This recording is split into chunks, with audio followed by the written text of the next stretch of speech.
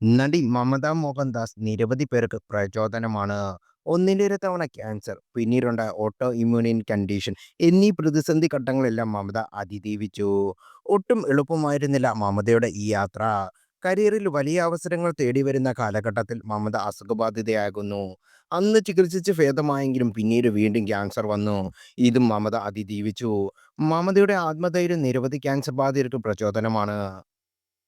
മുമ്പൊരിക്കൽ മമത താൻ ക്യാൻസർ ബാധിതയായ നാളുകളെക്കുറിച്ച് പറഞ്ഞ വാക്കുകളാണ് ഇപ്പോൾ ശ്രദ്ധ നേടുന്നത്. 2009 ആരോഗ്യ പ്രശ്നം വന്നപ്പോൾ എൻ്റെ ജീവിതം തന്നെ സിനിമയാണെന്ന് തോന്നി. എനിക്ക് വിശ്വസിക്കാൻ പറ്റില്ല.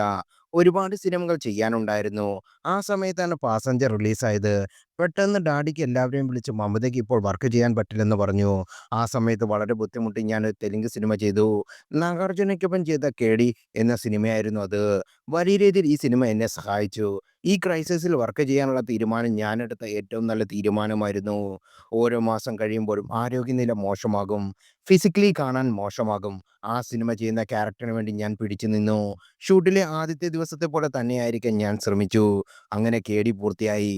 ട്രീറ്റ്മെന്റ് പൂർത്തിയാക്കി ഞാൻ തിരിച്ചു വന്നു. കഥ തുടർന്ന് എന്ന സിനിമയ്ക്ക് എൻ്റെ മുന്നിലുണ്ടായിരുന്നു.